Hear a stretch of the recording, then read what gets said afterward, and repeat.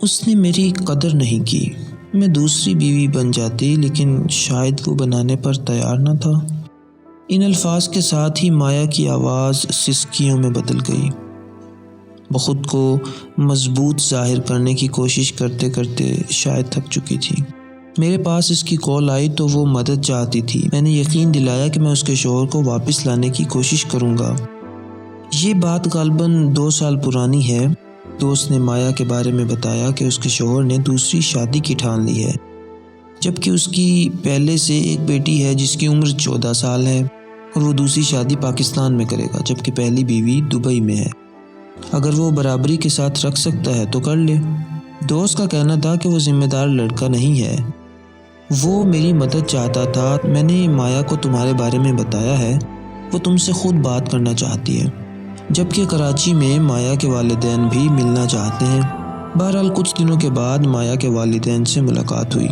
مایا کے والد معین صاحب کا کہنا تھا، میں بس ایک مرتبہ اپنے داماد سے ملنا چاہتا ہوں اور پوچھنا چاہتا ہوں کہ میری بیٹی میں کیا کمی ہے جو تم اتنا بڑا قدم اٹھا رہے ہو۔ یہاں یہ بات بتانا ضروری ہے کہ مایا کوئی عام لڑکی نہ تھی بلکہ وہ اعلیٰ تعلیم یافتہ تھی، جس کی وجہ سے دبئی میں اسے بہترین ملازمت بھی ملی۔ لاکھ کوششوں کے باوجود مایا کا شوہر طارق اپنے سسر سے ملنے پر تیار نہ ہوا۔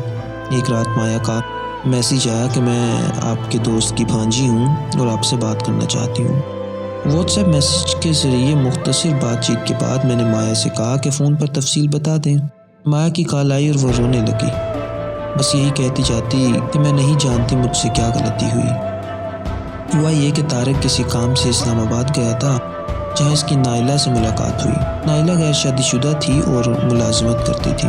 طارق اس کے عشق میں بری طرح گرفتار ہو چکا تھا۔ اسے اپنی بیٹی کا بھی کوئی خیال نہ رہا تھا جو دبئی میں باپ کی منتظر تھی۔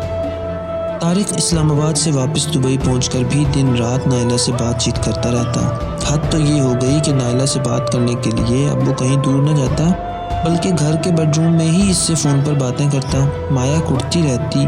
مایا یہ باتیں بتاتی جاتی اور روتی جاتی کہ جس مرد کی جوان بیٹی ہو وہ کیسے اتنا غیر ذمہ دار ہو سکتا ہے۔ بہرحال میرا موقف مختلف تھا۔ میں نے مایا کو سمجھایا کہ محبت میں بڑی طاقت ہے، بیٹی کو باپ کے ساتھ رکھو، وہ پلٹ آئے گا۔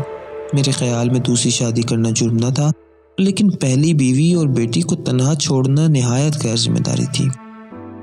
وقت گزرتا گیا، مایا کی کالز آتی نہیں۔ طارق نائلہ کے عشق میں اتنا پاگل ہو گیا کہ وہ پاکستان آ گیا، جبکہ وہاں بیوی اور بیٹی گھر میں تنہا رہے۔ کورونا کے دن تھے، سب کچھ بند تھا۔ مایا کے لیے خریداری بھی مسئلہ تھی، جبکہ طارق کی بیٹی بری طرح متاثر ہو رہی تھی۔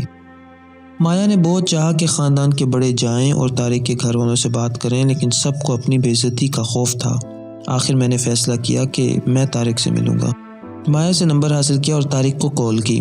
سلام دعا کے بعد مایا کا ذکر کر کے ملنے کی خواہش کا اظہار کیا۔ اس نے سخت لہجے میں کہا کہ آپ کون ہوتے ہیں میرے معاملے میں دخل دینے والے؟ میں نے جواب دیا کہ جو تمہارے اپنے اور بڑے ہیں، جب وہ ایک گھر اور خاندان کو بچانے کے لیے آگے نہیں آ رہے تو ایک مسلمان ہونے کے ناطے میرا فرض ہے کہ میں تمہارا گھر ٹوٹنے سے بچاؤں۔ بہرحال طارق کی جانب سے تلخ جملے سننے کے بعد ملاقات طے پا گئی۔ طارق کے ساتھ اس کا بھائی بھی تھا۔ ملاقات کو اچھے اور خوشگوار ماحول میں رکھنے کے لیے پہلے ادھر ادھر کی باتیں شروع ہوئیں، پھر اصل مسئلے کی جانب آئے۔ آپ کو اس مسئلے میں اتنی دلچسپی کیوں ہے؟ طارق کے سوال میں شک کا عنصر غالب تھا، کیونکہ میری بھی ایک بیٹی ہے اور میں بیٹی کے باپ سے تعلق کو سمجھ سکتا ہوں۔ تمہاری بیٹی تمہاری منتظر ہے۔ میرا جواب طارق پر کچھ دیر تو اثر کرتا رہا، لیکن پھر نائلہ کا عشق غالب آ گیا۔ مجھے سن کر نہایت غصہ میں آ گیا۔ پھر اس نے اپنی بیٹی کے خلاف بھی زہر اگلنا شروع کر دیا۔ بیٹی بھی میری فرما بردار نہیں، اسے میرے پیسوں سے مطلب ہے، بس اس کی خواہشیں پوری کرتا رہوں اور وہ بھی ماں کی طرح ہے، وغیرہ وغیرہ۔ اب میں سمجھ چکا تھا کہ طارق نائلہ کے عشق میں اتنا پاگل ہو چکا ہے کہ وہ کچھ سننے کو تیار نہیں۔ طارق کے بھائی نے بھی کوشش کی کہ رشتہ قائم رہے، لیکن وہ کسی کی سننے کو تیار نہ تھا۔ لیکن طارق نے میرے مشورے پر کوئی توجہ نہ دی۔ پھر ایک رات مایا کا واٹس ایپ وائس میسیج آیا۔ اس کی ہچکیاں بندھی تھیں۔ مایا مجھے سر کہتی تھی، میسیج میں تھا سر، طارق نے مجھے طلاق دے دی۔ وقت گزرتا گیا۔ طارق کی دوسری بیوی سے بھی اس کے ہاں ایک بیٹی پیدا ہوئی، تاہم اب مایا کی بیٹی باپ سے ملنے کو تیار نہ تھی۔ وقت تیزی سے گزرتا چلا گیا۔ طارق اپنی پہلی بیوی کے ساتھ دوبارہ دبئی منتقل ہو گیا اور مایا کے گھر کے قریب ہی گھر لے لیا۔ اب مایا کی دوسری زندگی شروع ہو گئی۔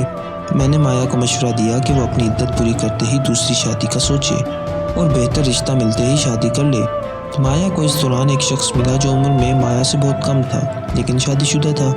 اس کی شادی کو چند ہی سال ہوئے تھے اور بیوی امید سے تھی۔ وہ مایا کو پسند کرنے لگا۔ اب مایا اور اس کی بیٹی کی ہر خواہش پوری کرنے کی کوشش کرتا۔ کہیں جانا ہو وہ حاضر۔ اس کی بیوی پاکستان میں تھی جسے دبئی بلوانا تھا۔ شاہد نے کسی طرح اپنی پہلی بیوی کو منا لیا اور مایا سے بات بھی کرا دی اور یوں ان کی شادی ہو گئی۔ ماشاءاللہ نہایت خوشگوار گھرانہ چل رہا ہے۔ اللہ نے مایا کو شاہد کی شکل میں قدر کرنے والا خوبصورت اور کم عمر شوہر دیا۔ مایا کی بیٹی کو چاہنے والا باپ دیا جو ذمہ دار بھی ہے۔ یہ سب شاید مایا کے والدین کے توکل کا نتیجہ ہے۔ دوسری جانب طارق پچھتاتا ہے۔ اس نے ایک روز مایا کو کال کی اور پچھتاوے کا اظہار کیا۔ مایا، نہ جانے مجھے کیا ہو گیا تھا، میں تم سے بہت محبت کرتا ہوں، پھر تم سے اتنا دور کیسے ہو گیا؟ میں تو ہر بات تم ہی سے کرتا تھا، مجھے کیا ہو گیا تھا؟ طارق کے الفاظ سے شکست ظاہر ہو رہی تھی۔ وہ ماں بیٹیاں مجھے چھوڑ گئی ہیں، میں اکیلا رہ گیا ہوں۔ طارق، تم اب میرے لیے نامحرم ہو، پلیز مجھ سے رابطہ نہ کرو۔ میں تمہیں بد دعا نہیں دیتی کیونکہ تمہاری دوسری بیوی سے بھی ایک بیٹی ہے۔ اللہ اس کے نصیب اچھے کرے اور تمہیں درست فیصلوں کی ہمت دے۔ مایا نے طارق کو دعائیں دے کر فون بند کر دیا۔